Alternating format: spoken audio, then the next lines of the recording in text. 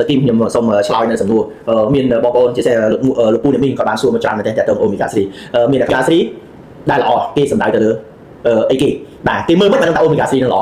អូមេហ្គា3ច្រើនក្រុមហ៊ុនមែនទេឥឡូវនេះខ្ញុំឆែកទៅឃើញរហូតដល់ទៅ43 44ក្រុមហ៊ុនណា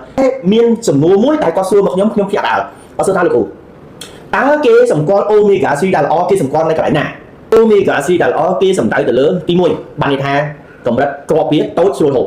ទី1ទី2គឺក្លិនមិនលំបាកក្នុងការហូបមិនឈួលហើយសបកថ្នាំគឺមិនស្អិតហើយមិនឆ្អាប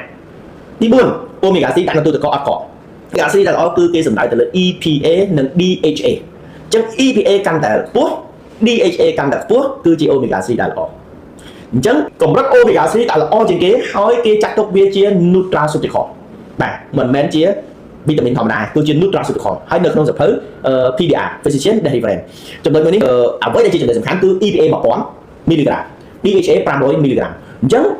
មួយថ្ងៃហូប2គ្រាប់អញ្ចឹងវាត្រូវមាន EPA និង DHA រហូតដល់ 3000 មីលីក្រាមអញ្ចឹង 3000 មីលីក្រាមជួយទៅលើអីគេជួយដល់ខួរក្បាលរបស់យើងគឺអ្នកដែលគាត់មានបញ្ហាស្ពុកសពុនខួរក្បាលគិតអីទៅឆាប់ភ្លេចឬក៏ខួរក្បាលអត់សូវរហ័សរហួនហើយមានការដេកយល់សពច្រើនហើយភ្នែកក៏គាត់សម្បាំងហើយគាត់មានបញ្ហាកំពុងតែមានបញ្ហាជំងឺលើសឈាមកំពុងមានបញ្ហាជំងឺទឹកនោមផ្អែមខ្លាញ់គាត់ក៏មានការប្រែប្រួលឬក៏មានលើបញ្ហាជាតិខ្លាញ់ជាអាស៊ីតបាទការប្រើអូមេហ្គា3ល្អមែនទែនហើយកម្រិត EPA និង DHA នេះទៀតការពារការរលាកកោសិកាជួយទៅលើសាច់ដុំ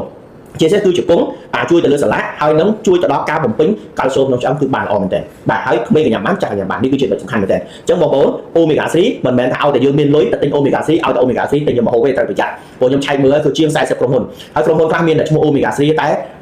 កម្រិតគុណភាពវិញគឺបានន័យថាមិនអាចទទួលយកបានអញ្ចឹងថ្នាំពេទ្យផងកាល់ស្យូមផងអូមេហ្គា3ផងបាទមានតាំងពី probiotic មានអីខ្ញុំជ្រើសរើសអ្វីដែលល្អបូកទៅដល់គ្រូអញ្ចឹងបងប្អូននៅណាខ្លះដែលចាំបាច់តែប្រើអូមេហ្គា3ឧទាហរណ៍ថាខ្ញុំមានបញ្ហារោយដៃជើងខ្ញុំប្រើអូមេហ្គា3បានអត់ខ្ញុំឥឡូវមានការភ្លេចភ្លាំងច្រើនខ្ញុំញ៉ាំអូមេហ្គា3បានអត់បងប្អូនសួរមកខ្ញុំក្រែងចិត្តតែលើអូមេហ្គា3 resort បាទដែលមានកម្រិត EPA និង DHA ខ្ពស់នេះគឺជាចំណុចដែលសំខាន់មែនទែនបាទអញ្ចឹងពីខ្ញុំទៅវិញមានតែប៉ុណ្ណេះទេអញ្ចឹងពុកម៉ែបងប្អូនបាទពីខ្ញុំដុកទ័រគីមជូនពរពុកម៉ែបងប្អូនទទួលបានសុខភាពល្អអាយុ100ឆ្នាំល្អ